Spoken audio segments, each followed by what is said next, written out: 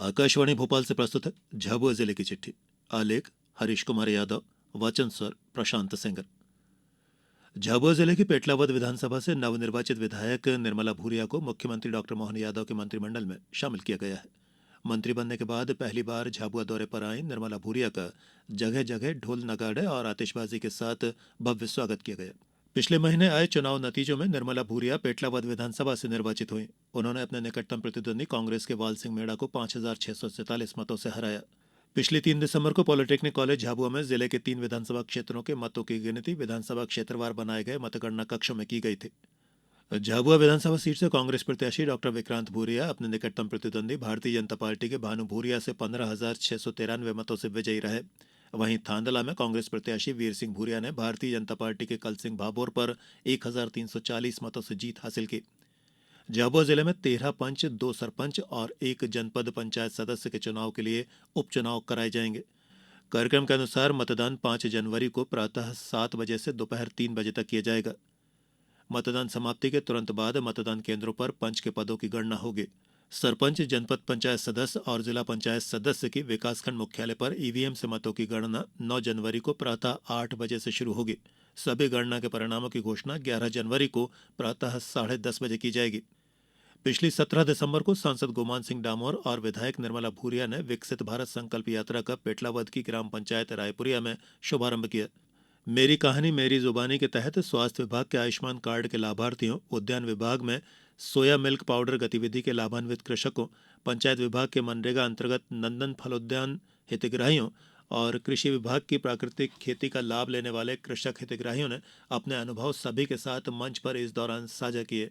सांसद श्री डामोर और विधायक सुश्री भूरिया ने सभी ग्रामीणों से कहा कि इस संकल्प यात्रा में विभिन्न योजनाओं से वंचित रहे पात्र हितग्राही भी लाभ प्राप्त कर सकते हैं।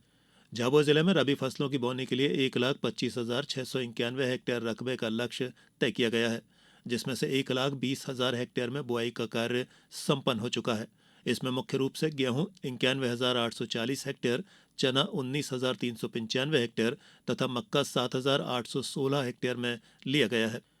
पिछले दिनों स्कूल शिक्षा विभाग की संयुक्त सचिव अर्चना शर्मा ने झाबुआ जिले के विकासखंड रामा में उल्लास नवभारत साक्षरता कार्यक्रम अंतर्गत साक्षरता कक्षा का अवलोकन किया। होमगार्ड लाइन झाबुआ में पिछले दिनों होमगार्ड तथा नागरिक सुरक्षा का 77वां स्थापना दिवस हर्षोल्लास के साथ मनाया गया। परेड में मुख्य अतिथि जिला कलेक्टर तन्वी हुड्डा तथा विशिष्ट अतिथि पुलिस अधीक्षक झाबुआ आगम जैन को सलामी दी गई। Home guard district commandant Shashidhar Pillai ने राष्ट्रपति और डायरेक्टर जनरल होमगार्ड नागरिक सुरक्षा तथा आपदा प्रबंधन अरविंद कुमार के संदेशों का इस दौरान वाचन किया। झाबुआ महाविद्यालय में राष्ट्रीय सेवा योजना और राष्ट्रीय कैडेट कोर द्वारा संयुक्त रूप से विश्व एड्स दिवस के अवसर पर एड्स जागरूकता के साथ नशा मुक्ति जन जागरूकता कार्यक्रम का आयोजन भी किया गया। जिले के अस्पतालों की नर्सों के साथ साथ आशा कार्यकर्ताओं ने भी अपने अपने क्षेत्र में एड्स जागरूकता रैली निकालकर लोगों को जागरूक किया।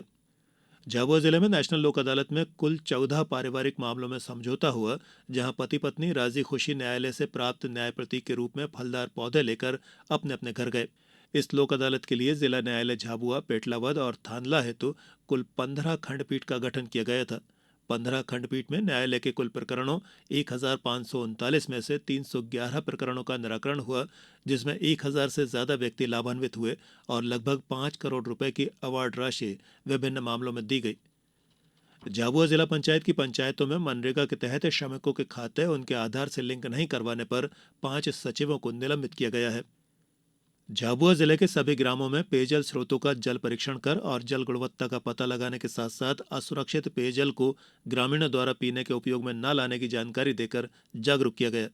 जल जीवन मिशन योजना अंतर्गत स्वीकृत योजना का संचालन ग्राम जल एवं स्वच्छता समिति के द्वारा किया गया। साथ ही ग्रामीणों को योजना में अपनी भागीदारी सुनिश्चित करने और पेयजल स्रोतों का रखरखाव करने की भी जानकारी इस दौरान दी गई।